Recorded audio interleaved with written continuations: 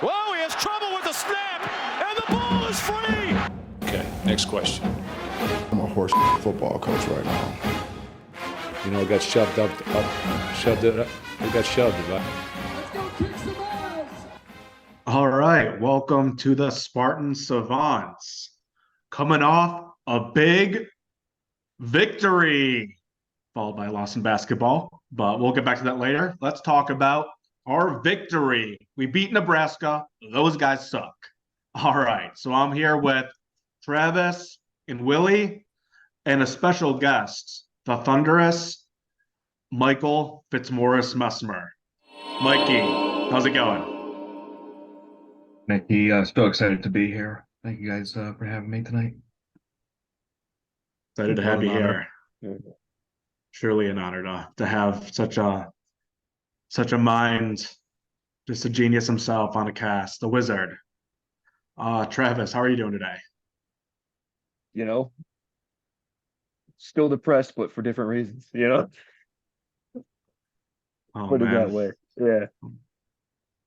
basketball reasons or just? Oh, yes, absolutely. Basketball reasons. That's all I'm referring to. That's fair. That's good. If that's all it is, that's fair. Willie, how about you? How are you doing? Yeah, I'd love to tell you a new week, same story, but coming off a football win, you know, I'm feeling a little good. Work sucks, but you know, that's life for you, Sonny boy. I'm a little more I'm not as bummed out about the basketball loss as others may be, but I'm happy to share my thoughts on that later. But happy for the boys in Harlan Barnett. You know what? Yes. It sounds a little cheesy. It was nice to see him how happy he was for the win. And still, you know, have my qualms with him and the whole coaching staff, but you can, you know, feel good for a nice guy every now and then. I mean, yeah, look, he's a Spartan dog. If he's not coaching, I love him. Yeah, I love him. that So completes green and white. exactly. So getting into that, let's get into the Harlan Barnett press conference and some other football news here. Because Harlan won, I'm not going to play the let's read Harlan Barnett quotes and make fun of him game. I think we can just kind of say the main thing really touched upon in this was Sam Leavitt. They're considering whether they're going to do the redshirt or not. Do you guys have any thoughts on that? Willie, I'll start with you. What, I guess, do you think the red shirt is any indication on what his future plans would be? Do you think it's red shirt one way or the red shirt he goes? Red shirt's kind of a wait and see. I think that's my biggest concern is that, you know, I feel like if he doesn't burn the red shirt, probably a better chance that he stays. But then again, I mean, there's probably not a lot of Power 5 opening quarterback situations that are as attainable as ours for him. Not that he's not any good, but, you know, it's Big Ten staring him right in the face. Only one guy to beat.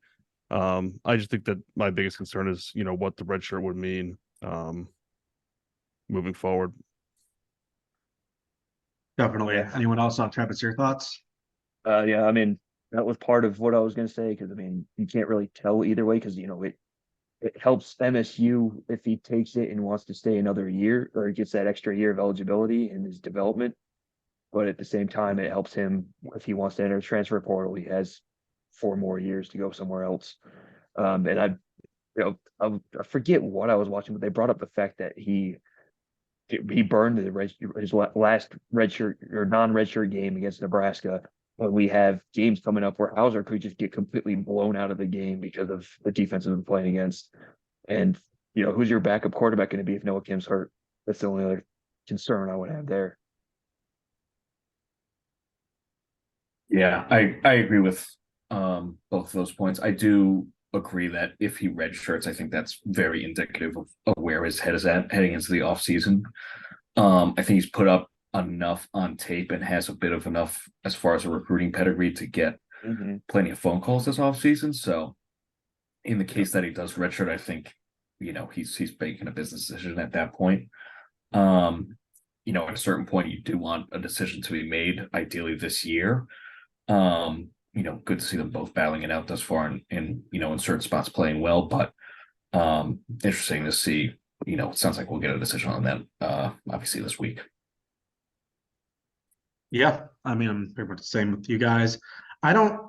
I read according to a message board poster, underground bunker, one of the underground bunker insiders, the greatest source of news in America. MSU went on.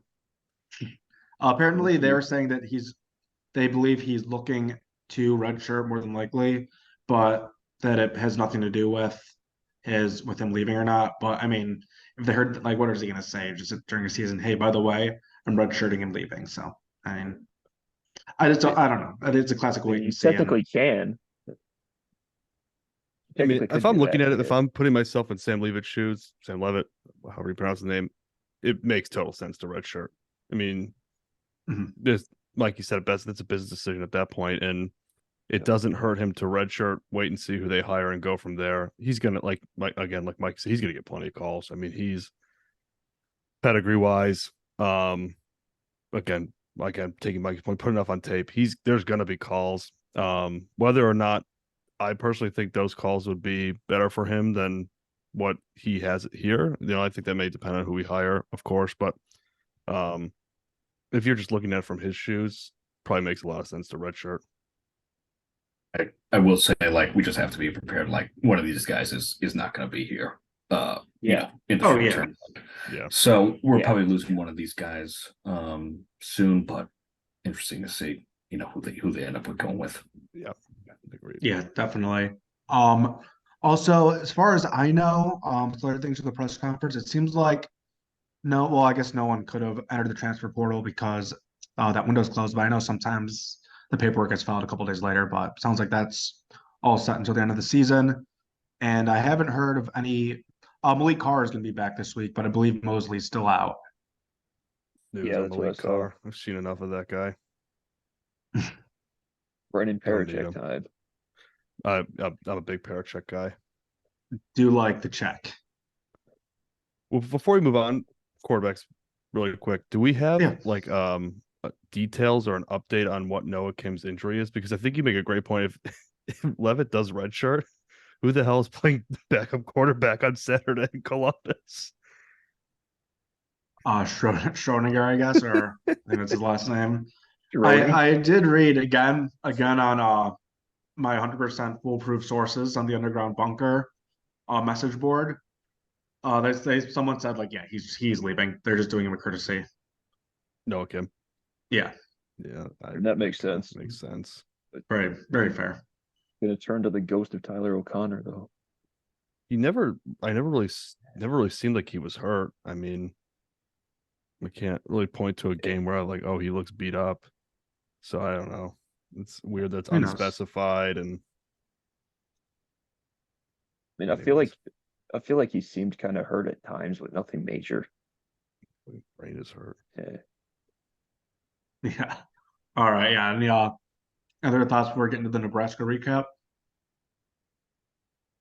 That was it for All the press right. conference. No other news and notes. No, not really. I mean, just Okay. basically we're gonna try to keep going on a winning streak and we can still make a bowl, essentially. Okay, all right. Hey. Whatever you say, Chief. Hey man. Okay, if we won a bowl, that'd be so sweet. Armed forces in Dallas, Fort Worth. Yeah, maybe that would take some pretty big wins, which would be pretty fun. Yeah, it would kind of remind me of the 2021 basketball season when we made the play-in tournament, but we can we can keep going. All right, let's talk Nebraska. Let's talk the actual victory that just happened. Oh, it's beautiful. Oh yeah. Travis, let's start with you. Let's do a recap. So thank God we won, first of all. About freaking time. I think that at least in conference play, that's the most complete game we played. It wasn't perfect. There's a lot of things you could fix, but good enough. I mean, I haven't been big on Nebraska, even though they're a game away from making a bowl this year. But we played well enough. Quarterbacks both made some progress. Both looked pretty good. Looked a lot more comfortable than they have in the past. I think, like Willie was saying last week, he wanted some more creativity, some trick plays and stuff in there. We got that, and we got more more verticality in the passing game, and a lot of more plays were made in the passing game than we have in the past. And everything else, the young guys that all played looked pretty good. There were a lot of guys that jumped out on defense. Jalen Thompson, obviously Jordan Hall has been really good all year. Thought Caleb Coley was pretty good in that little playing time he got in that first series. So there's some positives to take away from there. I think we were talking about this during the game in our group chat, that it seems like there's a lot of pieces there to build with for whoever the next coach is, but it seems like there's a little bit more on defense to use than there is on offense, especially at the skill positions. So, because I mean, the receivers still aren't, the younger receivers at least still aren't separating very well, but I mean everything else, there's a lot of positives to take away from there. Definitely. Willie? Yeah, I think to hit on Travis's point, whoever takes over this team is taking over a better team than Mel Tucker did when he took over for D'Antonio. The cupboard is not bare. Certainly, I think that there's a lot more to work with on the defensive side. But even on the offensive side, ideally you'll have a choice, or in a perfect world, both Leavitt and Hauser, who are both highly touted recruits, and will have experience going into next year. To that point, I thought both played pretty well on Saturday. Trev, I think you hit it on the head. They both look pretty comfortable, or as comfortable as they have. I wasn't really sure what they were doing with the rotation. I would have liked to see Leavitt get more playing time, especially after he threw a touchdown pass, and it kind of looked like maybe he was, we might have an emerging quarterback here. I would have liked to see maybe 2-2, just kind of go there, and maybe by the time you get to the third or fourth quarter, go with the hot hand. But win's a win. Plenty of good to take away from that game.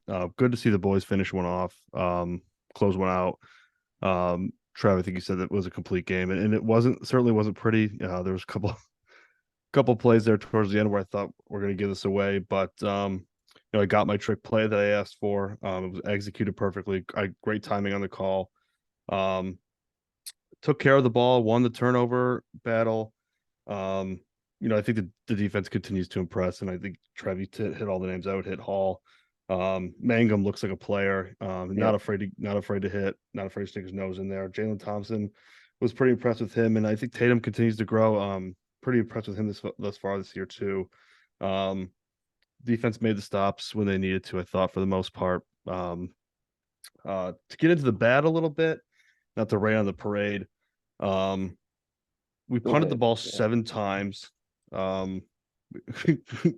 Aggregated 338 yards in punts, which I guess you could tip the cap to the punter. I don't know what that averages out to, but that seems like a lot of yards to punts. Again, not really sure what they were doing with the quarterback play. I think if Leavitt's gonna play that fourth game to risk burning the red shirt, I think you let him play a little more than what he did. I think he only threw 2 passes, one being a touchdown. Tried to give the game away, like I was saying. It wasn't the prettiest win. 3 for 14 on third down. I think that's kind of been a bugaboo all year. Starting to get pretty frustrating.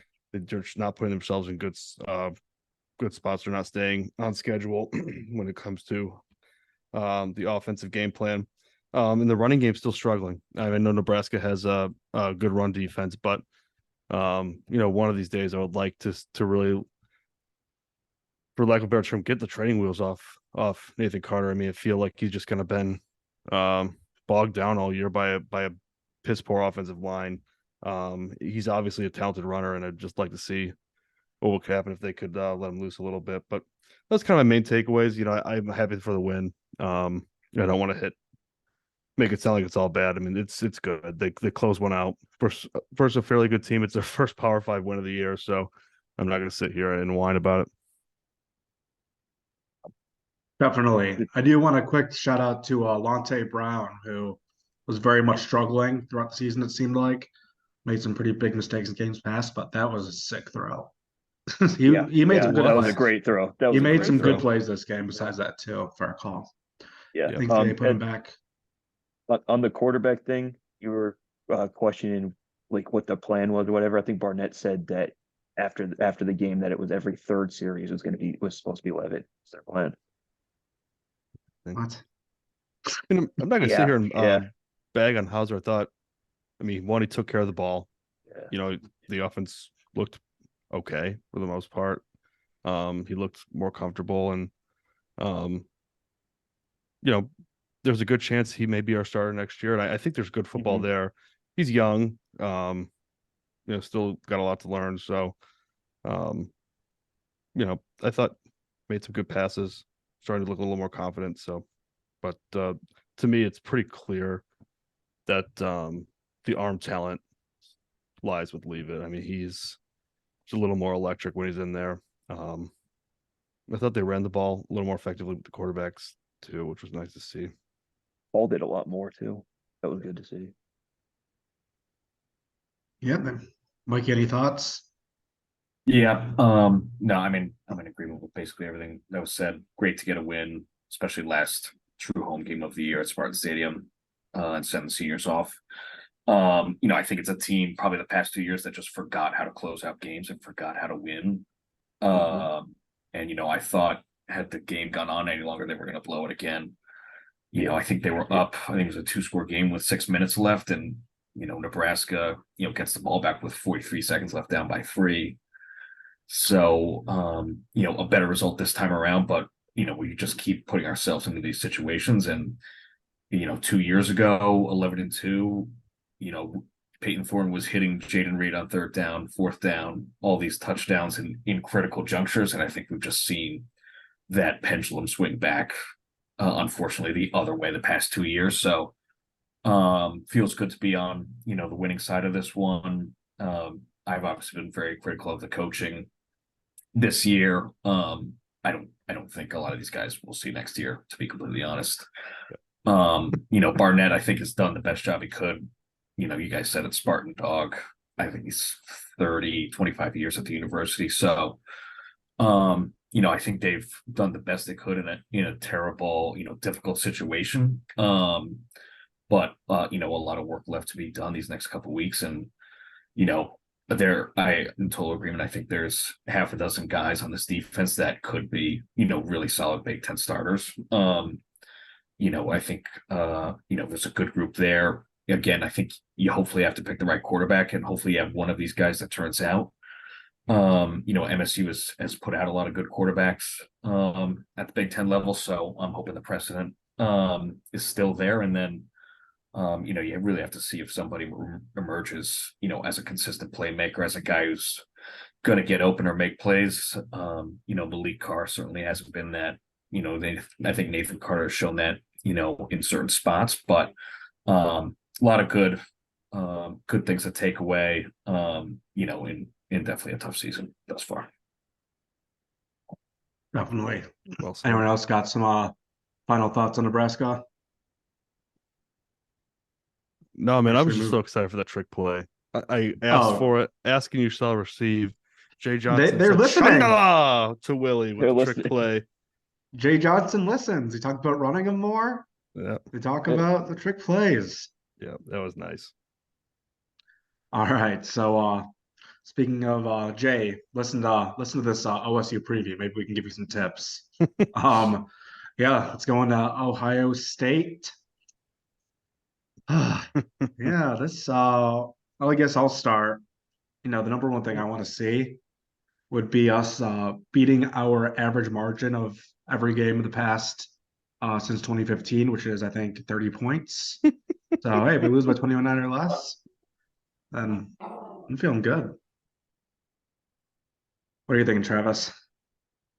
Well, the line's 31.5, so if we're going there, I think it's gonna be a tough one. I mean, I'm looking at it and it's like I think, you know, every week kind of looking at the trench play because of how bad our offensive line has been at times and how our defensive line hasn't been able to get pressure on a lot of teams.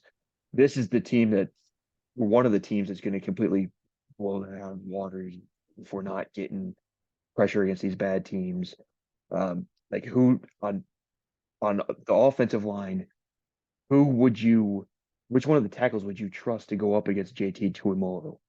Nobody. Absolutely nobody. That dude's going to have a freaking career day. I mean, he had one every time he goes out, but it's not fair. I mean, if I'm Hauser, I'm concerned that I'm going to end up leaving that game on a stretcher. I mean, it's ridiculous.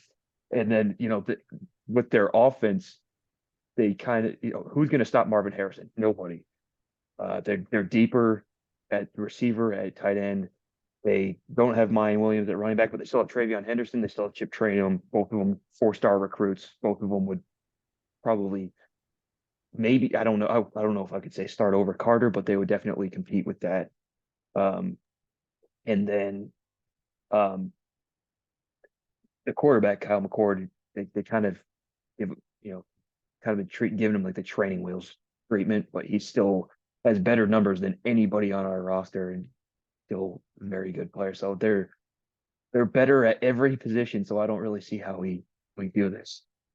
Okay, yeah, that was very demoralizing. Thank you. Mikey, what are your thoughts? Yeah, I mean, it's going to be a tough one. I think Ohio State's won like the last 6 or 7. I think I read the past 5 matchups. Sparty's been a 20-point plus dog in each of them. So, there's just it's tough to spin that, after 7 years, of evidence. So it's going to be tough. I think Ohio State has Kate Stover back this week. I don't know if we have the linebackers either to cover anybody. Although I think Holland Holiday, as always, have played very well. So, a complete mismatch and probably another disaster on primetime television Saturday night. Yeah, We keep getting stuck with all these primetime games. Fucking I don't NBC must know. be shitting their pants. NBC are just assholes. They're like, you like change the top, like flip us in Michigan. Like, Yeah, we need to Yeah. flex. I mean, the flex. come on. We should Big time. we should be playing at noon. Yeah. And to your point, Mike, our linebackers have been an issue in coverage all season. There's maybe even beyond this season, but I mean, every team goes at that. Even Nebraska was going after that and having success with it last week. I mean, they went to that 5 wide at one point, and it seemed like we had never seen that on a football field before. Yeah, and I think Rutgers gave them a big game, last weekend. Ohio State was really shooting themselves in the foot, especially in the first half. But Rutgers hung tough as they usually do. But they were really running all over this Ohio State defense, and MSU is just not equipped to do that. They weren't equipped to do it against Richmond. They're not going to be doing it in Columbus. So again, I don't think we've seen, these super duper Ohio State teams before, and sometimes we've gotten lucky and won a few of them, but this just doesn't seem to be a good matchup for us. Read. Yeah. Let me start off by saying I echo everything you guys just said.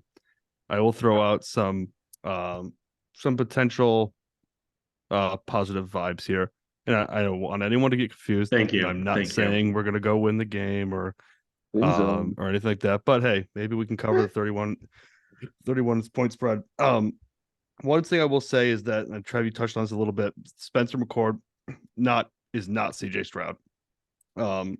And one thing about the Ohio State offense this year, they're not quite as dominant as they've been in years past. If you look at their 2022 offense, they averaged 44.8 points a game, almost 491 yards of offense. Right now, they're averaging 32.8 points per game, which I know is not nothing, and only just over 400 yards total offense. So it's not quite, the CJ Stroud Mustang GT that we're going up against with fresh. I think McCord is a freshman, sophomore. I'm not sure, but Like he hasn't been bad. He's 17 TDs, 4 interceptions. He steered the ship very nicely. I'm not going to take him anything away from that, but the defense can, the younger guys can step up and make a play or two, maybe steal possession here and there. maybe we can cover the spread and not be going into halftime down 28-0.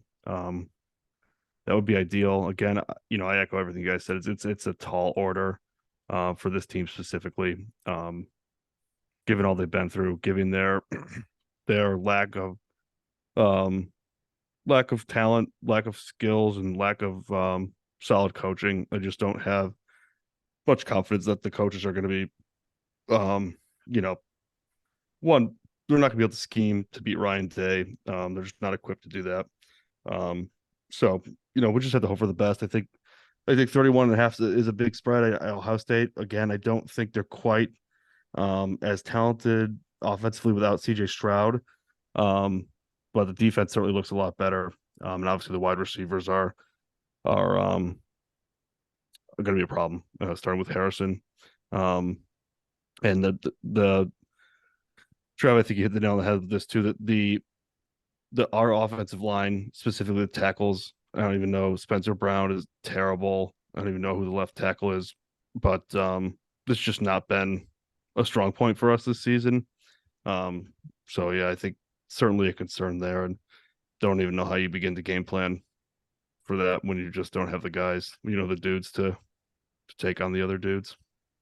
Yeah, and Ohio State has that, first round NFL draft pick on the defensive line. Yeah, and then your point about them not being much offense, I think they're just more. They're not the offensive juggernaut they've been, but they're more of a balanced team this year than certainly what they have been. Yeah, certainly. I think maybe with that, maybe that could help us a little bit, at least to stay in the game for more than 5 minutes. If we're down by 21, it'll be a miracle. At half, that would be so sick. And they've struggled in a couple games, especially early on. Obviously, I think Mike made a great point. Rutgers is a tough out. I certainly don't think we are equipped to put up the fight that they did, but Ohio State struggled early on against a couple teams. They obviously find their way in the second half, and they do a good job closing out. But they're the number 1 ranked team, so I don't have too much bad to say about them. I saw an unranked team beat a top 5 team in basketball a couple days ago. So you never know. It's true. It's true. You never know. Yeah, I guess this is a game where if you're a freshman, sophomore, time to nut up. Let's see your stuff. See your stuff, guys. Yeah, absolutely. Good experience for whichever quarterback does end up playing. My assumption is it will be Hauser, but good experience one way or the other. They're going to learn a lot. You're going to see some definitely. things. All right. Yeah. All right, definitely. So any more? We'll obviously go into picking the game later. Any more thoughts on Nebraska or on OSU? But there's really not too much to say besides really good chance we have the classic. Oh, hey, that's 17-0 at the first quarter. Okay. I would take 17-0 in the first quarter, to be honest. But close. But let's I guess we might as well get a temperature check in the room on the coaches. Last week, I was doing a little bit of satire when I was saying that Urban Meyer is already our coach and he signed the deal. Obviously, that was a joke, and I did not believe that. That would be crazy, right? If I actually believed that. So, sick of the head. I'm going to be the first one to officially say, for real this time, definitely not satire, for real, the Urban Meyer dream is dead. It's dead, completely dead, not happening. So let's start with you, Travis. Who do you want, and who do you think it'll be? And if it's one and the same, that's great. We're going right to it, huh? I would say Elko is probably my top choice. No surprise there. I think it's going to end up being Dickert at Washington State. Get out of that. Gut check. God. I know. Come on. I know. But everybody got their hopes up with Urban Meyer. Whoever we're going to get is not going to be anywhere close to that. Not going to have the kind of transfer portal and recruiting impact that he would have had right away. But I will say we need to go somewhere in that mid 30-year-old, late 40s guy can be around for a while if it's not going to be Urban Meyer. Really, what are your thoughts? Yeah, before last week, I was out on Lanny Leipold. And I hate to take this name for Mike because I know he's kind of in the same. He's kind of the one that sold me on him. But after doing some research on him and talking to Mikey, I think same age as Urban. The guy's been around football for a long time. He was 109-6 at Wisconsin and Whitewater. They won 6 national championships. I know it's D3, but it's proven he can win there. And I know people make a lot about 15-17 at Kansas and whatever he was at Buffalo. I think it was 5 games over 500. Those are not easy places to win football games. Kansas specifically, I think when he took over, they had lost like 22 straight games or something. They had lost an absurd amount of football games. Maybe it's 22 straight Big 12 games. And he has them, they're 7-2 now. For a couple of years now, they've had a couple upsets. Oklahoma just recently, they beat Texas that one year. They ended up going 2-10. But the guy is clearly, offensive background, played quarterback, knows what good football looks like. Seems like he's doing a great job building Kansas. My one concern, after reading some things today, seems like he has a really good relationship with the AD. They seem to really like each other. He signed through 2029. Just signed an extension last year. And it sounds like they've put a lot of planning in place, and they feel really strongly about the plan and new facilities and recruiting and NIL stuff that's going to come in.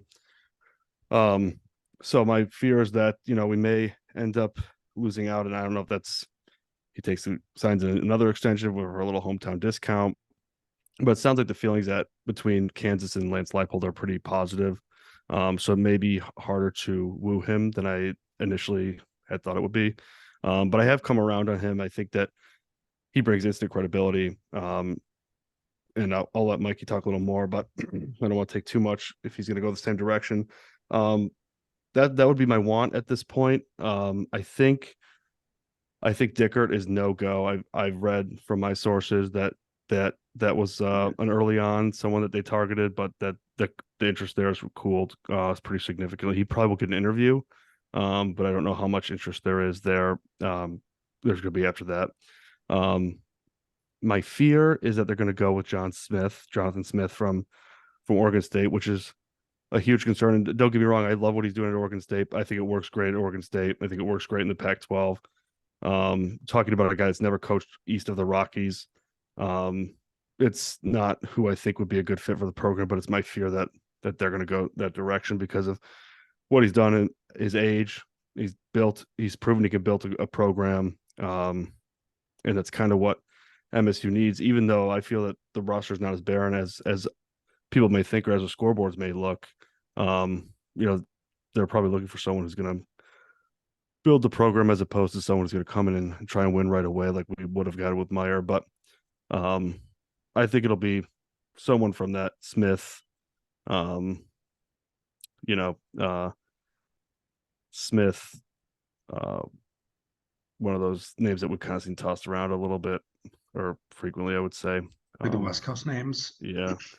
My fear is that it's like a Smith or a Jason Candle or, Matt Campbell's name has been thrown around quite a bit. Not that I think he would be awful. I would take him over Smith probably just of his knowledge of Ohio and the Midwest. But, this is a really big hire. And my fear is that they're just kind of looking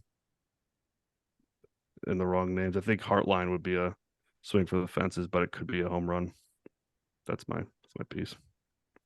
Mikey?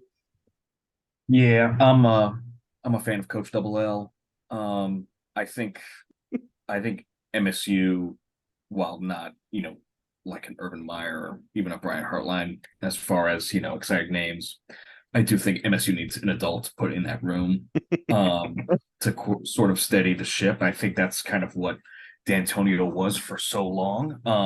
And again, we just didn't know how good we had it back then until this stuff came around. So that's kind of that template of where Michigan State had success, where they, I know this was kind of his big talking point of recruiting, and I think you were starting to see that this year before the wheels came off. But D'Antonio, had success with top 40 classes and top 30 classes, and there's no reason that can't be a sustainable, footprint with some, higher ranked guys sprinkled in there, obviously. But for me, Lance has won at every stop. He's a program builder. He's been at Buffalo. He's been at Kansas. Kansas was one of the worst D1 programs. I think he has him up to 16 or something. Won 10 games at Buffalo. So this guy, there seems to be no frills, no BS kind of guy, and is going to come in and coach and, put things in motion. I do worry about his recruiting prowess and if he can put together a big time staff in the Big Ten. Maybe secondary concerns there, but I think it does steady the ship, and it's something I could said somebody who's won, and somebody who's coming for a bigger job. To Willie's point, I think he did sign an extension. He's up around $5 million a year. So what is the offer he can't refuse number? I don't know, but I think Michigan State has resources to get just about anybody. So I don't anticipate that being a factor. So I think Leipold's a guy who maybe the fan base wouldn't go crazy over, but would be a sensible hire. I think Elko is still my number one guy. Ivy League guy, mid-40s, has recruited at big time programs, has won at Duke similar to Leipold has as far as building a program is concerned. And I think Elko's been also a defensive guy. Again, going back to the Michigan State teams that had success recently were obviously defensive teams, great defensive teams. Elko can build MSU back to being a respectable defense. We haven't, guarded a pass play in 3 years since Hazelton's been here, I feel. So, again, I think Elko would be as close to a home run hire as we could get. I don't see the Oregon State guy happening, being that he played quarterback at Oregon State. I think that would be a tough sell. And again, not bringing Oregon values to the, Michigan and Michigan State and the Big Ten. You wonder how the recruiting will translate. I think the realignment is probably going to fuel the conversation, but I just don't see the fit there. Neither do I see it with the Washington State guy. I think Dave Clawson would just be throwing in the towel. None of the pros that Elko and Leipold bring to the table. I forget who mentioned this name, Jed Fish, the Arizona head coach. He's been around. He's been out a lot of stops. He's been in the NFL, came back. I believe he was at Michigan for just a year. So he's been around. He's had some success. I think he's a younger guy. So again, I'm sure there's going to be another dozen names that come out, between now and the next 2 weeks. But tough news to hear about Urban. I remember the candidates being a lot cooler last time, but either way, MSU has got to get this one right. They've got some big boys joining the conference next year. Ohio State, Penn State, and unfortunately Michigan aren't going anywhere. Wisconsin with Fickle. So the time now is to do something and make sure you get this one right. So I really hope they do. Yeah. No question. They got to get it right. Yeah. My number one guy is actually different than all of yours. I think there's a close to 0% chance it's happening. But it would be Eli Drinkwitz out of Missouri. I think he is legit. He's doing really well at Missouri. He's won. He's competed against some good teams. He's beaten some good teams. Only thing is that Missouri is very, I guess their NIL is sneaky, like insane, and donors will make sure they'll keep their guy. So, but I do think that we're going to end up with Elko or Leopold, because those seem to be the two clear choices that everyone's throwing around. And at the end of the day, whether those other two basketball schools want to throw money, we have met Ishbia, and he's going to say, all right, we're getting one of these two people. I don't care what it takes. And we will get one of the two. And I think it'll probably be Elko. just because, at least because Elko's a little bit younger, and it sounds like Leopold just has those insane close ties to the AD. Yeah, I think Elko, Leapold would be, and for that matter, Drinkwitz would be great hires. I think Mikey hit the nail on the head, an adult in the room. And I feel like with those names, you're going to get 7 to 8 wins as the floor. You might go out and lose to Michigan, Ohio State, Penn State most years. But you're going to have the years where it clicks, and really that's what Michigan State is. And I hate to say it, we were obviously very spoiled when we were there, and 10 wins was kind of the expectation. But that seems so far away now. And yeah, I do think the names lack a little bit of sizzle, but I think there's names there that I am trying to get around, and I think I eventually will get around, that can do good for this program. Yeah, Part of the reason there's no sizzles because they're young too. Like they haven't earned their stripes yet. And who knows, MSU could be this place where they do it. Antonio was like 18-14 at Cincinnati. So you never really do know. I think a common theme that I've seen as I've read is MSU would prefer a guy with head coaching experience and someone who's had success in that.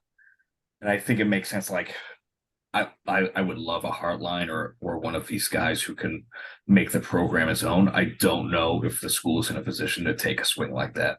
Yeah. We were in 2020 looking at Mel Tucker, I think, and where there needed to be an injection and there needed to be a new perspective. It did seem that D'Antonio just got stale and just a little out of whack. But I think that the stars aligned to take a bigger risk at a coordinator or at a head coach with as little experience as Mel had. I don't know if the setting or the fan base is looking for an experiment this time around. I think eventually the product, they put on the field, like we would be scratching and clawing for a 6-win floor, type of program right now. We forgot what that looks like. I think it's 6 or 7 wins as the floor has a bad ring to it, but until you're in the deep water where we are now, it's so I think that's what Leopold and Elko have proven and can bring to the table, but you got to get this one right, no doubt about it. Yeah, I mean, if we're in like a Penn State, even James Franklin situation, where in 6 years we're like, we got to fire Elko, like he's not getting the job done, then really job well done for him, because we are back to where kind of we were before, which sucks that we fell, but got to get that floor back up. Yeah. We can do anything. All right. Any more thoughts on coaching, or do you think it's time to switch sports? Got one. I'll comment on Leopold quickly. Yeah. I can see the reason for the hire, and I can get convinced if he is the hire. My only thing is with him has been his age. I don't really want to see a 60-year-old coach coming in here. Urban Meyer, I was kind of on board with, just because of how quickly his reputation would bring all that, and don't really know if Leopold's the kind of guy that would be able to bring that stuff. I think it's a fair counterpoint. Yeah. I think it's a fair point.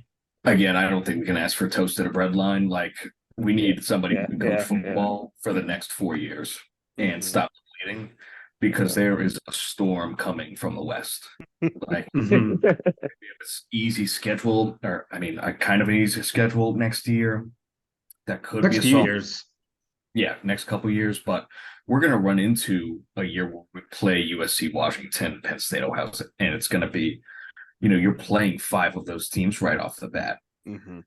So again, the age thing, it would be great if there was a 40-year-old coordinator, clear cut, but to hire a guy who hasn't recruited the Midwest, again, Michigan State is probably back of the line for a lot of national recruits right now, compared to these other programs. So I totally get the age thing, but that's hoping you're going to hire a guy who's going to stay for 15 years. I know we did it with D'Antonio, but before then and since then, we just have not gotten close. So I think it's more stopping the bleeding, preventing the mass exodus, trying to get back on track as quickly as we can. And then in 4 years, if the older guy retires or moves on, then you're in a much better position for a coordinator. I So would second Fair this. I enough. think But stopping the bleeding is a great way to say it. You just have to get the program back on track, credibility wise, product Not be wise. Rutgers, basically.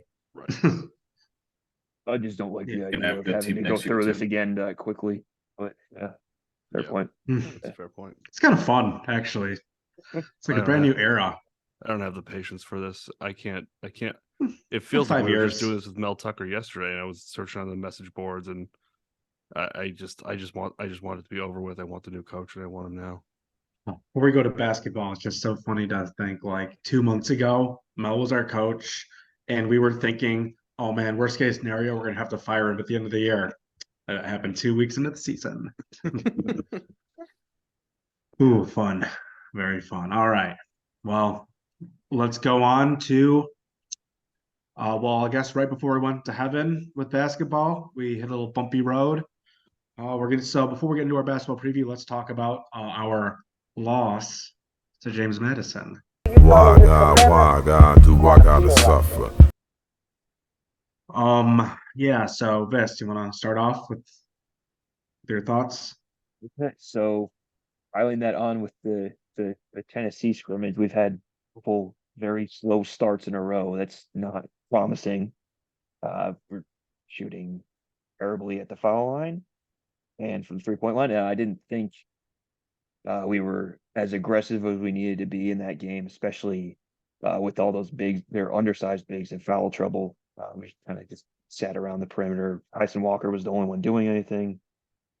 It kind of, watch the game. It kind of explains itself. Nobody showed up except for Walker and Carr a little bit. So it was disappointing to watch. And Malik Hall looks like he's taking steps back. Not a confident shooter out there, turning the ball over a lot. Didn't seem very aggressive. Little bit of off brand. Sure, Willie. All right, no, Willie. I know you have some takes. Do you want to get right into it? Yeah, no, let Mikey go. I like to let the basketball experts talk first. And I'll kind of throw in my uncultured swine takes. Yeah, I mean, listen, I've kind of ping pong back and forth. Listen, this is not a good loss for Michigan State.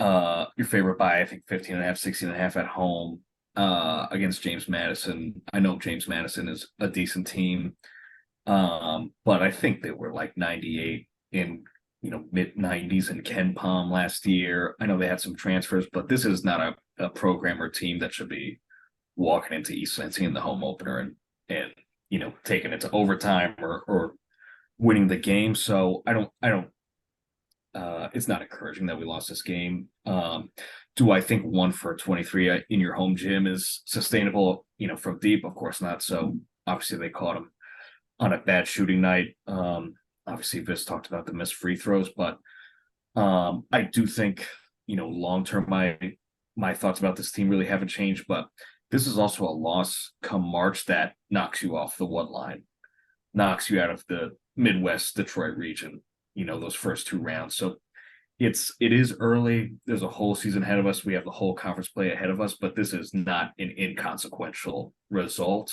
and one that's, Selection Sunday is going to come back to bite us one way or another, either not making it to Detroit, for that region, or perhaps a seeding issue as well, depending on how it shakes out.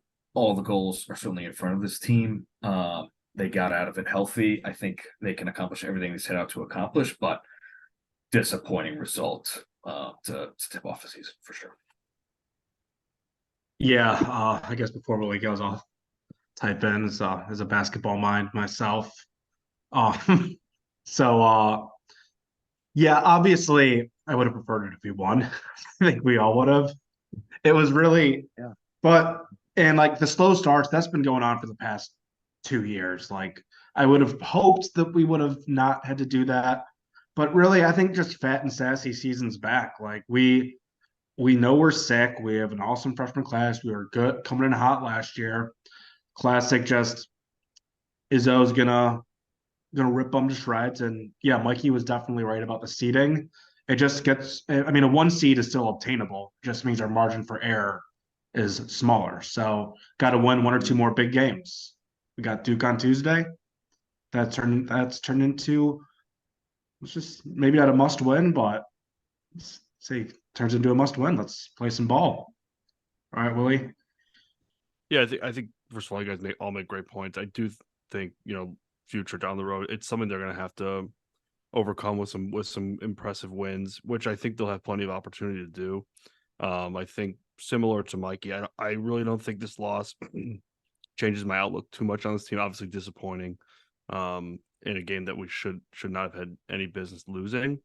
Having said that, 1 for 21 from 3, missed 13 or 12 or 13 free throws. I think that those stick out big to me. That is just not going to continue.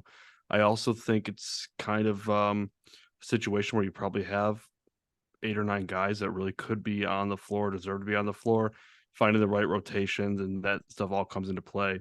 But I think that there's good to take away from this loss in that these guys now know they can't just walk on the court and beat anybody. So if you're going to have those kind of losses, you want them early. It's easy to forget about those when you rattle off wins against Duke and other teams and you run through the Big Ten. But I think it's concerning in a sense of maybe these guys aren't as good as we thought they were. There's sort of that knee-jerk reaction after a loss like that. But I think this gives Izzo plenty of ammo to go at them, turn to the drill sergeant, get them through some tough practices and, let them know that losing this game is not acceptable like that. So I think the team will learn from that. I think they probably would have learned more if they could have come back and won. But plenty to take away. I think that these guys still have some growing up to do. Impressed with Carr. He's lightning in a bottle. Trev, I think you hit the nail on the head with Malik Hall. His regression is a bit concerning, and it's just like a black hole. He gets the ball, and it's just tough to watch. No confidence in his shot. Just kind of looks a little lost out there. Maybe that changes as the season goes on, but again, my expectations don't change for this team. I think it's all right in front of us. I hate when people say that, but it's all right there. I mean, they're going to bounce back. They're not, this isn't a team that everyone overrated and is going to end up, trying to squeeze in the tournament or making a 5 or 6. This is a talented team. We have Tyson Walker. We have AJ Hogard. They're going to be all right. And you know what? Izzo's right. They need to find a leader. I don't know who that is, but seems like we always have the problem with this team the past couple of years, but I feel like there's enough veterans on this team where someone's going to step up and be a leader. And hopefully that loss is kind of a wake-up call early on to get the boys going a little bit. All right. So we washed the loss off. We're baptized. 29-1 is still on. All right. So let's get into the real basketball preview. So first off, I think we all pretty much have the same expectations. Let's go around. Like, what are our expectations for the season? Is this the year? Is it natty or bust? Did the loss really change your mind on that? Let's go around. I'm going to say no. Best? Yeah. I mean, I think it's natty or bust for this team. I've been saying it for 2 years. I think this team has the stars aligning for it. I think this is clearly the best backcourt Izzo's had. I think probably the most athletically overwhelming team he's had in 7-8 years, at least. So the pieces are there. Obviously you have Purdue kind of standing in the way in the Big Ten. I don't think the Big Ten outside of Purdue as a team that's going up against MSU, on a similar playing level. So everything is there. It feels like we have 2 of everything. Where a couple years ago we were playing Kenny Goins at the 5, and the roster just was not there. The roster, is constructed as well as you can, especially in the transfer portal era. So again, I think it's the best backcourt. I think it's the most athletic team Izzo's had. And again, it should have translated to a win on Monday. It certainly did not, but for me, I'm expecting a Final Four and something to happen. Or them to make something happen from there at that point. Yeah. Oh yeah, this. I'd say Final Four at the very least, championship or bust for me. But I mean, um, yeah, they Mike, hit everything perfectly there. We just need to show that Monday was a fluke and not something that we're gonna have to get used to throughout the season with so many underperforming guys out there. Definitely. Willie, you're muted. Sorry about that. I would echo all that. I absolutely think it's Final Four, but if not more. It's there's so many good things about this team. Mikey hit on the athleticism, the backcourt, one of the best in the country, if not the best. And it's such a good mix of young talent, fresh young talent, and veterans that have been there, that have played the big games, that you would like to step up and be leaders. I think this team just has too much going for them. And then to top that all off, it's coached by Tom Izzo. They're going to be all right. I absolutely think the expectations do not change. The Final Four, I would never say Elite Eight or Sweet 16 is a bad season. But for this group, I would feel like Sweet 16 or an Elite Eight exit would be a disappointment for sure. Definitely. I got to say about the leadership, I've been preaching it. I've been preaching his name for the last 2 years. The way he plays, his intensity is just insane. I think at one point Jaden Akins will be the one who steps up and becomes the leader of this team. He's just, I don't know, just to me, he just seems like that kind of Tom Izzo Spartan guy. Just intense, angry man. Because he does look angry. He plays angry. That would be so great for this team. I feel like he's kind of been on the precipice of breaking out. And I think you see it at times. But if he could really flourish this year and turn into a leader, I think the ceiling just becomes exponential at that point. If he ends up being that guy, I definitely would think we're in for a successful year there if that's the case. Definitely. Anyone, if you guys want to go around the room and say who do you think is going to be your best player, your breakout player, and let's say surprise player, if that, like, just kind of surprise, like guy who you didn't think would be as good and ended up kind of flourishing or a bit, not quite breakout because they're not the star, but just a guy who gets you excited for the future. Start with you, Travis. Okay. What are we starting with? Breakout? Is that the first one? Yeah, sure. Yeah. Okay. I mean, I don't know if you can really count them as breakout. I feel like you're down to Carr or Jeremy Fears as your breakout players looking at the roster right now. I mean, unless you want to say that Akins hasn't broken out yet, then sure. I'd say he's broken out enough. So, yeah, you can't really call him one. Right, exactly. So I'm gonna go with Fears just because he hasn't shown up as much as Carr has already. I kind of consider that Carr has already broken out after one game a little bit, so it's kind of hard to go there. Best player, obviously Tyson Walker so far. I don't think that's gonna change very much. Best shooter, best all around guy. And then let's see. Sure. Nah. No. Yeah, surprise guy. I mean, surprise guy. I guess I'd go Sissoko. Why not? I don't really have. I don't really have anybody on that list because I mean, at this point, it doesn't seem like Garrick Norman's going to see the floor. And the other guys, I don't think I would be that surprised by if they played decently well. Fair. And yeah. What do you think, Mikey?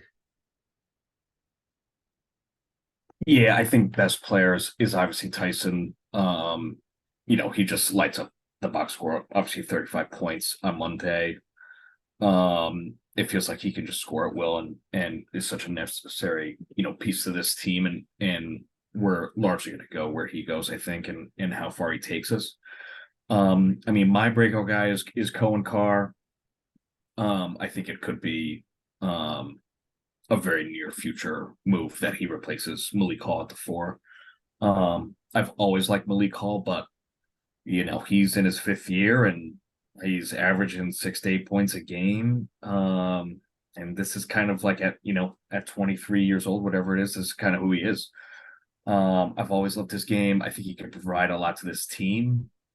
But if Malik Hall's playing more than 24 minutes a game, I don't think this is a team that's reaching its ceiling, probably. I'm sure he's going to turn around and be an important player down the line. But in year 5, I just have not seen, that all-conference year that we've all been hoping for.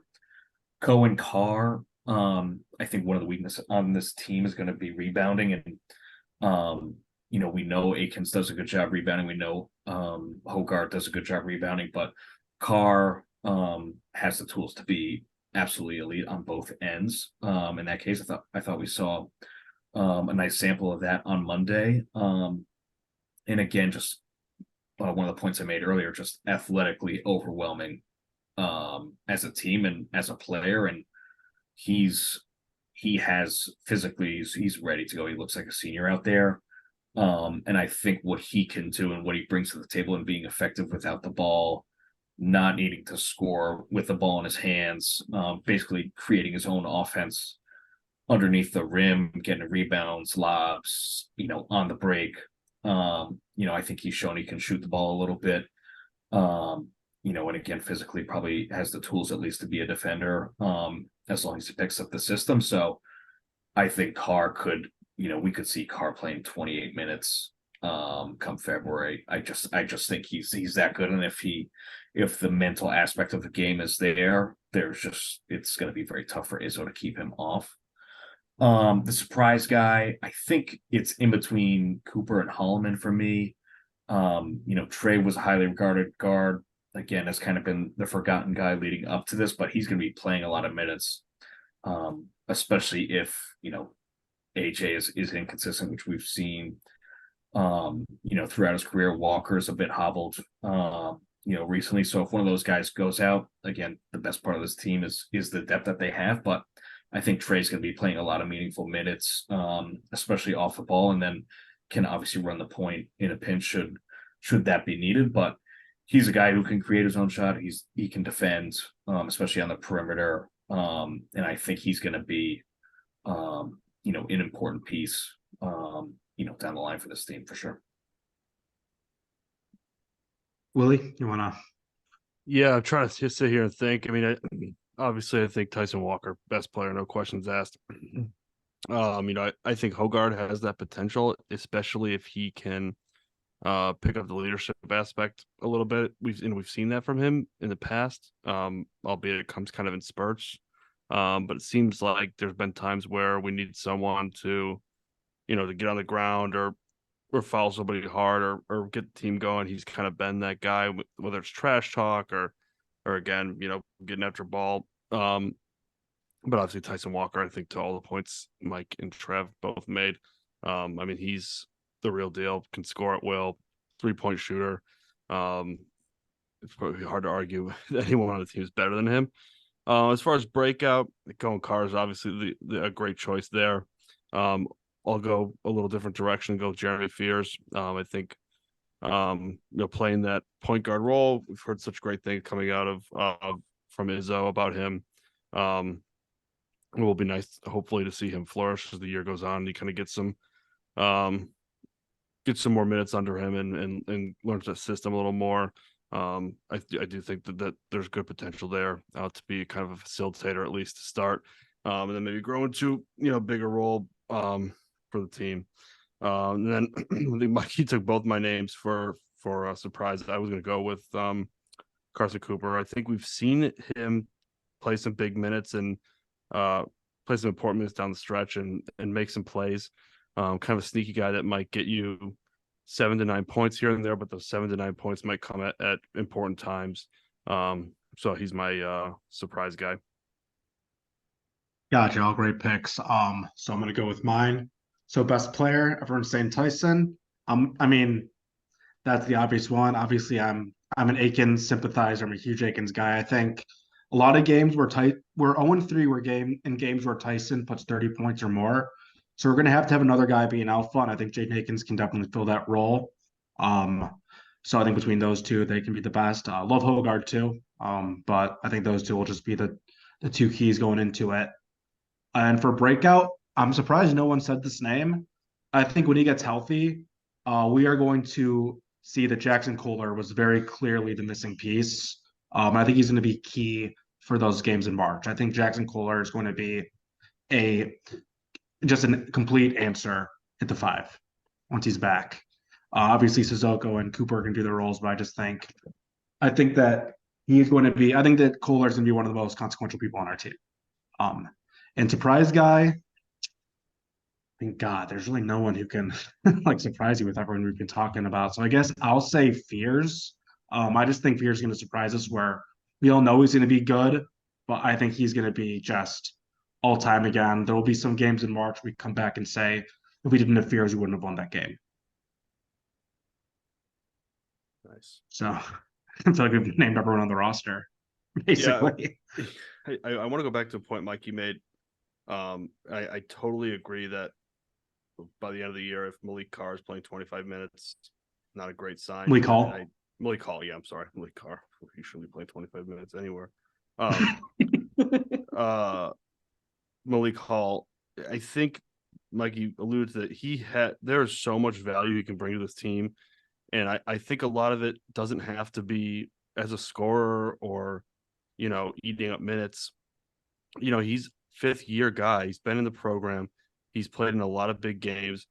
That's where the leadership should come from. I mean, you would obviously like to see it from other guys too, but I mean, this guy knows Michigan State basketball. He knows in an inside out program guy. That's where the leadership should come from. And if he can turn to the leader that he should be, again, doesn't have to be on the floor in production wise, because I think we can all see the writing on the wall. Carr is the better player, at least from what we've seen so far. But the team certainly, after one game, I don't want to make too much of a knee-jerk reaction, but the leadership is needed. I really think that he's an important piece to this team as far as that, from that aspect. Yeah, and I think so. Just to build off this segment, I think it's so telling that I don't think anyone mentioned Xavier Booker, who was, probably one of the highest rated recruits Izzo's ever gotten. So I think it just speaks to the depth on this team. I think Booker is certainly going to play a role. We'll see how the 5 position shakes out. Again, in Big Ten play, can Booker play the 5? Remains to be seen. Certainly not against a Purdue or something, but there are going to be certain matchups where you can put Booker, Carr, and 3 guards on the court. And I think that's when, the athleticism and the explosiveness of this team is really going to be overwhelming, especially in non-conference play and things like that. When you talk about Booker, Carr, Akins, Walker, Fears, something like that, that's really a lot for any, mid-major or, first round tournament teams to handle. So a lot of mixing and matching to do for Izzo. The rotation is going to figure itself out, but it is going to take time. I still think Hall will play, an important role, and I think we're going to really need him, because if Hall is not, in the picture in a big way, you're starting, a freshman or 2 at the 4, and in Big Ten, that might could turn into an issue. So again, a super deep team. I think Izzo, I have full faith that he's going to figure out the rotation and how to mix and match all these talented guys. But I guess we saw firsthand the growing pains that causes sometimes. Definitely. All right. Do we have any let's see. Do we have any hot takes for the season? And obviously winning a natty is not a hot take, or making a Final Four or anything like that. So let's go around the hot take. Travis. You got me first. I didn't even have one. All right, fine. Mikey. Yeah, I think Cohen Carr's one and done. I think that would be that's my hot take. I think lottery. I won't go that far, but I think we're talking about a guy who is probably more NBA ready than Max Christie was. As far as a skill set's concerned, if he can prove that he can defend 1 through 4, if he can rebound at a high level, if he shows he can knock down an open three, the athleticism, was a 10 out of 10 as far as the NBA is concerned. So, 6'6", 220, whatever it is, if he can show off that skill set, somebody's gonna take a chance on him. Say the L word. Just say the L. Say the L word. It's a hot take. He's gonna be a lottery pick in New York. Okay, that's what I'm talking about. Listen, I just think that there is no ceiling with this guy, physically and literally. Whatever you want to call it. He has all the tools. We've seen Max Christie, with a very, very slight frame hit the NBA. If he unseats Malik Hall, if he's starting for, a top 5 team, the team that makes a run in March, plays in the Big Ten, there's no reason that, NBA teams are not going to be after this guy. So I think Cohen Carr is going to have a very big season. Very, very lucky that we have him. But I think he's in the NBA next year. That's a really good one. Travis, you got one yet? No, I was listening to Mike. Fair. All right, Willie, what's yours? I will go Tyson Walker to win Naismith Player of the Year. A little bit of a cookie cutter hot take, but not at all. I'm on the spot here. That's what I got. All right. I'll do, and this one I feel like is fairly even a hot take. So I'll say Jeremy Fears, Big Ten Freshman of the Year. All right, Vince, what's yours? Take it away. I guess I'll just stick with what I said. That we must have done this bit in the one we didn't release. The one that we didn't release. So I said one of the freshmen is going to win Big Ten Sixth Man of the Year. Beautiful. And yeah. And who's it going to be? Well, I would have said Carr, but I feel like Mike has a point that he's going to be in the starting lineup that's going to take him out of the running. That's very fair. So I guess I will go with Fears because he's probably going to get the next most minutes out of those freshmen. Very nice. All right. To circle back on Mikey's point, it's crazy. Xavier Booker did not get enough press from the boys. The forgotten child. He only played 5 minutes. We don't know what is going to be in the rotation if he's only playing 5 minutes against James Madison. Whatever. Yeah, must be some maybe we would have won. Maybe we would have won if he played a little more. Yeah, I mean, hey, if we're not talking about Xavier Booker, then we must have a pretty good roster. And James Madison must have an insane roster. But so I guess I want to say predictions, but like we're all going to say national title. So it's not even really much to say there. Do you guys have any final thoughts about basketball? We got Southern Indiana tomorrow night. Yes. Yeah. And then Duke on Tuesday. Yes. With my Super Bowl, the Champions Classic. Gun to your head, win or lose against Duke. Lost to the Dukes, we beat Duke. There's a trade. Come on. Yeah, that's going to be a great game.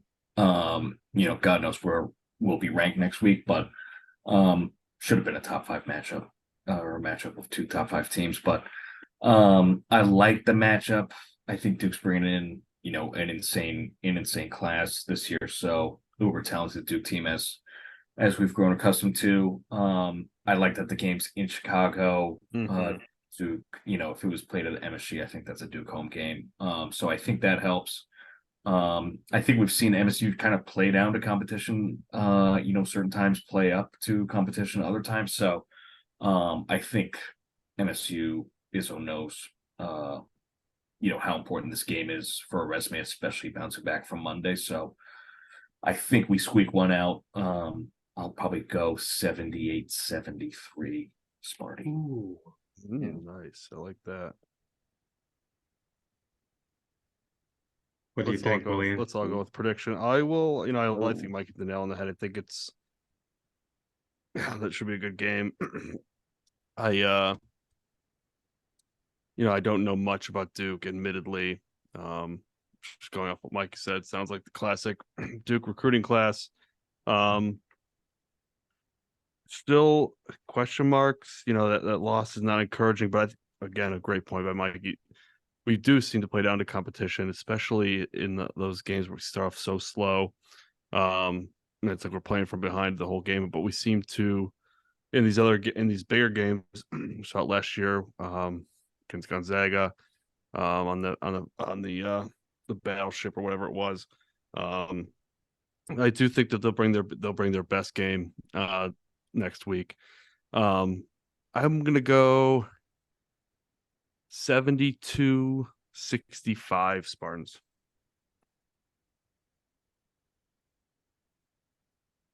Yeah, I agree that we go up when we need to, and I think Izzo is going to have them, especially after Monday, ready to go in one of those games. To me, it's kind of a game we need to win. I am going to say 74-68 Spartans. All right. I guess since I said we'll win, I'll do my score. I'm going to say 89-79 Spartans. High scoring affair. Confident. Like it. So I guess let's cue the music, baby. Let's do some picks. All right, time for the picks. Special guest picker, Mikey. Our first ever special guest picker on the Spartan Savant podcast. All right, starting off Thursday night with a little ACC action. The Virginia Cavaliers traveling to Louisville. Louisville coming in ranked number 11th, favored by 20 points. Again, at home against the Virginia Cavaliers. Nikki starts off. Virginia to cover. Trav. I'm gonna go Louisville. Virginia sucks. Mikey. Give me the Birds. Yeah, I honestly forgot that Virginia even had a football team, so I'm going to go with Louisville as well. Nikki told me that we can pick this game, but it does not count towards the official record. Compromise game. Number 3, Michigan Wolverines, the dastardly Wolverines, the cheating folks from Ann Arbor, traveling to State College to take on the Penn State Nittany Lions. A big game here. I'm sure the Big Ten's fingers are crossed that Penn State can pull one out. Obviously James Franklin looking for that signature win that has so eluded him for his time at Penn State. Michigan comes in as 4.5-point favorites on the road in Happy Valley. Nikki. Look, obviously we're all pulling for Penn State here, but let's look at the honest to God truth. James Franklin is a big fat fucking pussy, and there's just absolutely no way that Penn State's gonna win or cover that spread. So I'm gonna have to choose the bad guys. Oh, Travis. Yeah, I'm on the same page as Nikki there. I also think just going with the eye test this year, Michigan looks a lot more dominant than Penn State, even with that Penn State defense. Yeah, Mikey. Yeah, I don't care if it counts or not. I'm not picking Michigan. I think Drew Aller's played well. I think Franklin's due. I think Happy Valley is going to be nutty. I think it'll be, maybe Michigan pulls off the win, but I do expect Penn State to win or cover this game. Yeah, tough to say. Michigan dealing with a lot of distractions right now that could go one way or the other. They could come together and continue to stay hot. I really hate to pick James Franklin in one of these games. I think he's one of the most overrated coaches in college football, especially when it comes to big games. I would kill to have James Franklin. Yeah, right. Yeah, I feel like people think I'm taking crazy pills when I say that. He kind of consistently goes 10-2, but you know, at some point you watch these games, and even in the games they do win, you're like, what are you doing? But I'm not picking Michigan. I'm with Mikey there. Steadfast with Mikey there. I'm going to take Penn State for certain to cover. If you have a little pizza money, throw a little on the Penn State money line. All right, now that we got that one out of the way, back to the games that actually count. The number 8 team in the country, Alabama Crimson Tide, traveling to Kentucky to take on the Wildcats. Alabama looks to be finding their footing a little bit here. Milrose been playing pretty well, I think. Alabama is favored by 10 and a hook. Roll Tide. Travis. Motion seconded. Alabama. Alabama as well for me.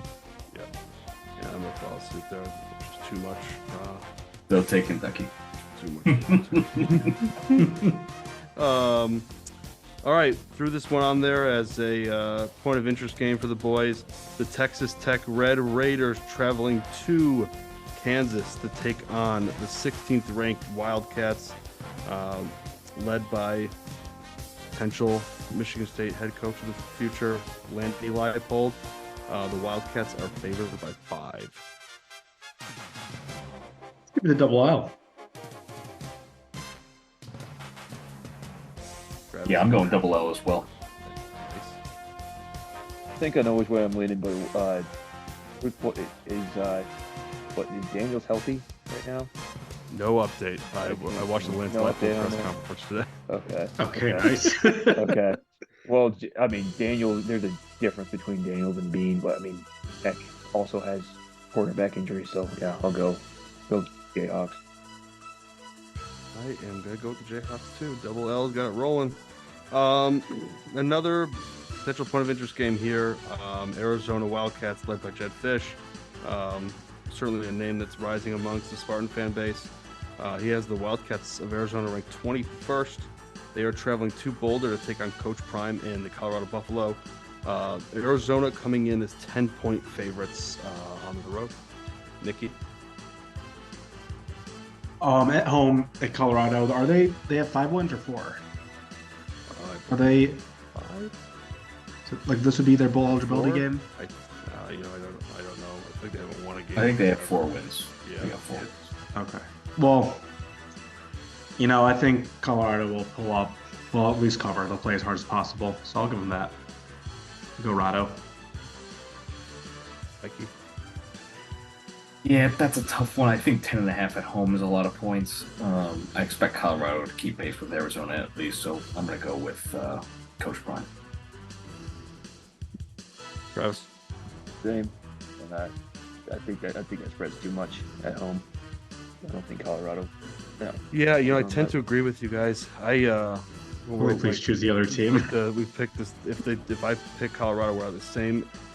I'll pick the I'll same. go. I'm changing mine to Arizona.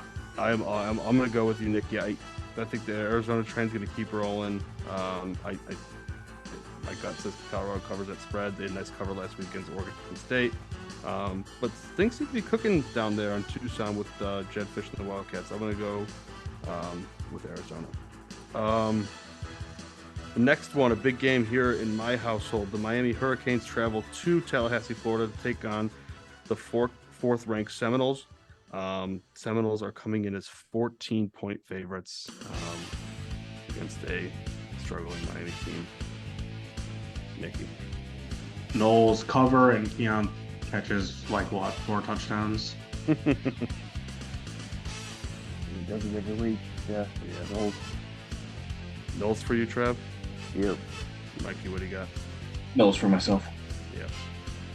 I am not going to pick against the Knowles. I also think that Miami is just an awful team. So I will pick the Knowles as well. All right, getting into the kind of the meat of the slate here. Sneaky good slate this week. 18th ranked Utah Utes travel to the 5th ranked Washington Huskies. Washington coming off a nice win over USC, trying to keep their college playoff hopes alive.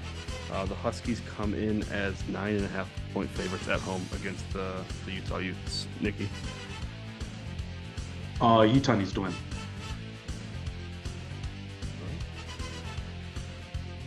Mikey. Huskies for myself. I think the QB's on a roll, head coach is on a roll. I do not think Utah will keep up at home with Huskies. Mike or Travis. I think Washington wins, but by less than 9, so I'll go Utah. Yeah, it's tough. I think Utah's a pretty physical team. I just don't think they'll be able to keep up offensively. I'm going to go with Washington as well. I think Mike, the head quarterback is really impressive, and the head coach is white hot as far as play calling. That might be one of those games that Washington, wins 59-30, but I just can't see Utah keeping pace, even if it might start off close. But I don't see that Utah offense keeping pace with Washington. Another top 15 matchup here. Tennessee Volunteers travel to 13th ranked Tennessee Volunteers travel to Missouri to take on the 14th ranked Tigers, led by Nikki's favorite coach, Eli Drinkwitz. Tennessee is a 1-point favorite in this top 15 SEC matchup. Nikki, what do you got? Hey, you got it right, my guy. Mizzou. Mikey. I do like Mizzou big in this game. I think Joe Milton's a fraud, so no way I'm going near them. Travis. I hate to follow everybody else, but Mizzou was my gut feeling on that, so I'm going to stick with it. Yeah, you guys are killing me here. I hate to always be the last pick. I'm going to go with the Volunteers. I also happen to think Joe Milton is a fraud, but I'll be the contrarian here. I'll take the Vols. Surprised, I guess they're favorites, so it wasn't much surprise, but that's a coin flip game. But Missouri looks pretty good. I like what Drinkwitz is doing over there. All right, another SEC matchup here. This time two top 10 teams. Lane Kiffin's Ole Miss got them ranked 9th. Traveling to Georgia to take on the Bulldogs. Georgia coming off a couple of big wins here. Georgia is favored by 10.5 at home against Lane Kiffin in the Ole Miss Rebs. Nikki? Let's go Rebs. I mean, I think they'll cover. I think they'll keep it close. They're a good team looking. Mikey? Go the Dogs in this game. Ole Miss coming off of an emotional win. Great game last weekend. I think Georgia's like 2-6 against the spread, so I think they bounce back with Vegas this week. Sound choice, sound decision making there. Travis? I'm going to join Nikki on this one and go Rebs. Nice. I think that Georgia has played pretty good even without Bowers. Ole Miss kind of always seems to struggle in these bigger games to get over the hump. It just feels like one that they're not going to get the job done. I'm going to go with the Bulldogs as well. All right, another SEC matchup here. Florida Gators come limping in, take on the number 19th ranked LSU Tigers, coming off a loss against Alabama Prison Tide. LSU is favored by 13.5 at home against the Gators, who it would be nice if they could find a way to win this one so we don't have to worry about that job opening. But Nikki, what do you got?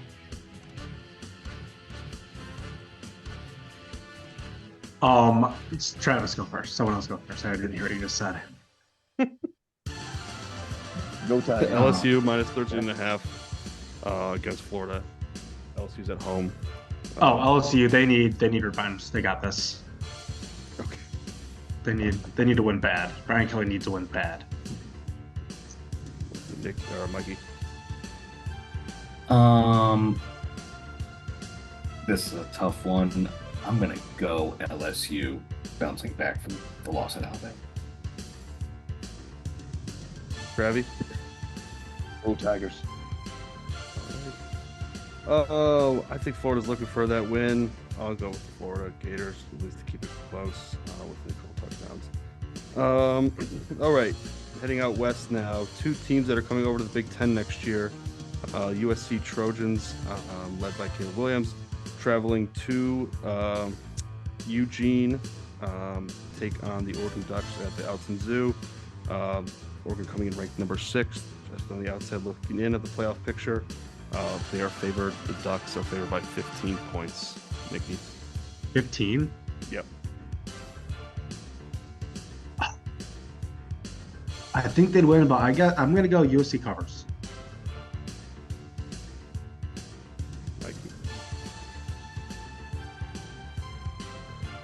I'm going to go Oregon in this game. USC can't stop a nosebleed. I think Caleb Williams starts to think about business very soon, if not this weekend. So Oregon can't afford to slip up now. So I like the Ducks this one. Yes. I will go Oregon as well. I think they're on a mission. They're pissed off of after that Washington loss. They got work to do. Yeah, I think 15 points is a lot in this game. I do like Oregon. I like what they're doing. I think Bo Nix is having a great year. I'm going to go with Oregon as well. They like even on that. USC defense is a tragedy. Yeah, it's tough. They're going the wrong direction fast. All right. Another game of interest for Spartan fans. Mike Elko and the Duke Blue Devils traveling to, I guess, Raleigh, North Carolina. Is that where? Chapel Hill.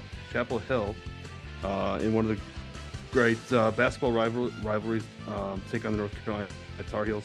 Kind of a weird line here. North Carolina, although ranked 24, is favored by 14.5. North Carolina's favored 14.5 over Duke? Yes. That is correct.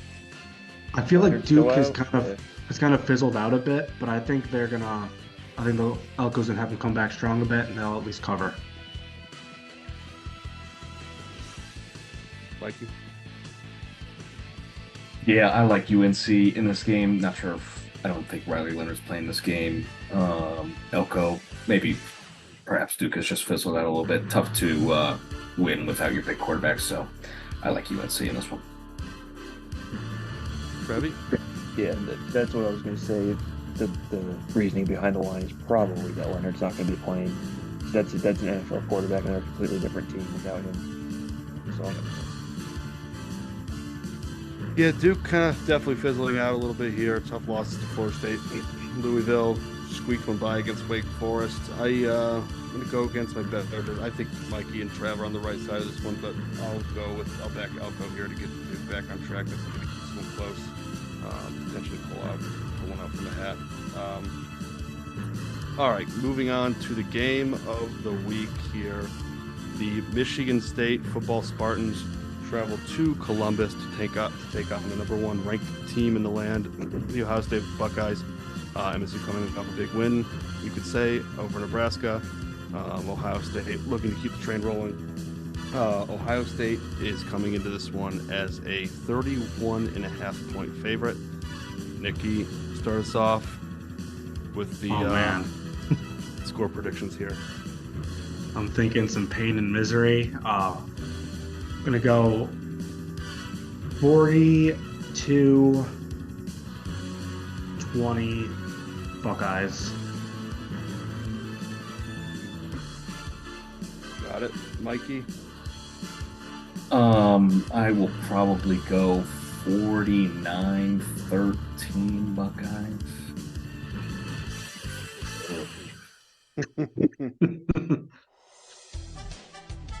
Travis? Very similar here. 45-10 Buckeyes. 5-10. All right. I am also going to take the Buckeyes to win, but I've got MSU covering with the hook. The Buckeyes win 38-7 on Saturday in the shoe.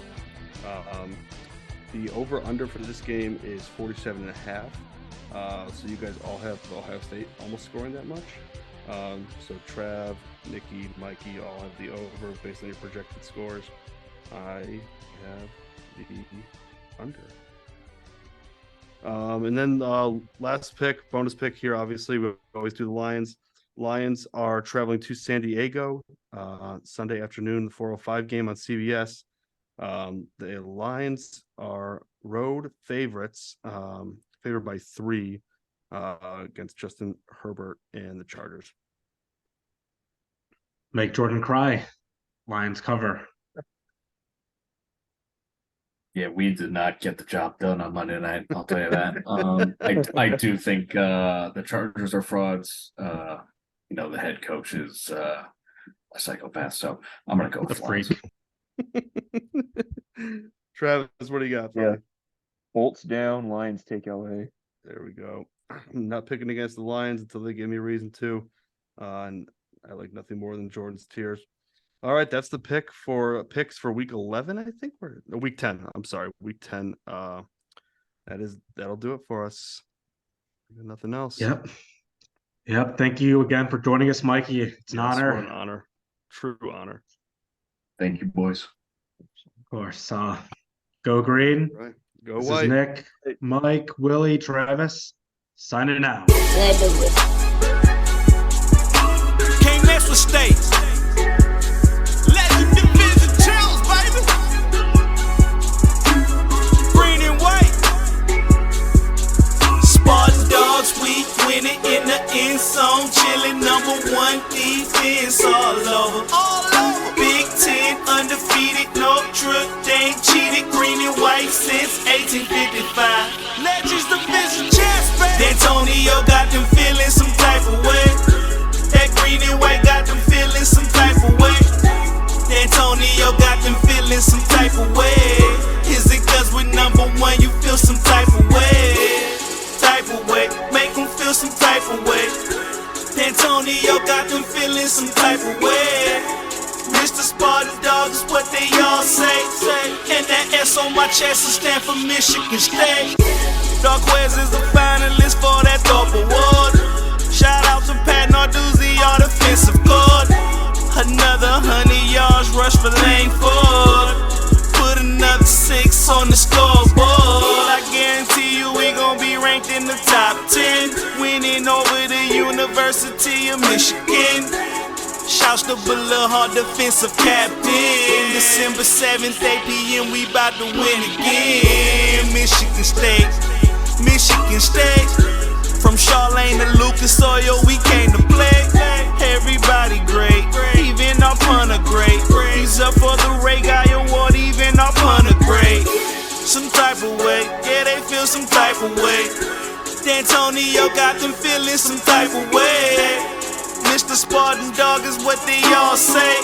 And that S on my chest will stand for Michigan State. Spartan dogs, we winning in the end zone. Chilling #1 defense all over.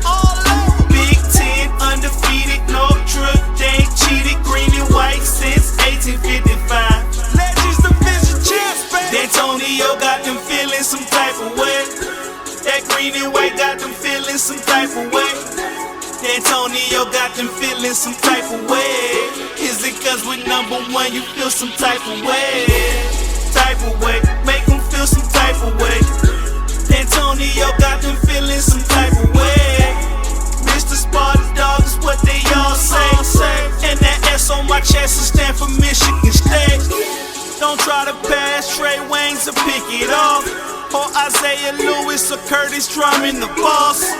The whole secondary can't forget the nod. That 4-3 that we running, respect the squad. Respect the line, respect the line. Shalika who coming for you, that's 89. Marcus Rush coming for you, that's 44. And please believe we got Mr. Reynolds on those. Tackle bro, Tyler Hoover 6'7", ain't no stopping bro. Pinnacles and Mr. Jones, lay you out flat coming through the hole. Now we back on O. Offense, that's Spartan power. Watch Connor Cook throw it deep to Benny Flowers. He got all day, perfect passing. Shout out to the O-line, Mr. Travis Jackson. Dogs, we winning in the end zone. Chilling #1 defense all over. Big Ten undefeated, no truck, they ain't cheated. Green and white since 1855. Legends division champs, baby. D'Antonio got them feeling some type of way.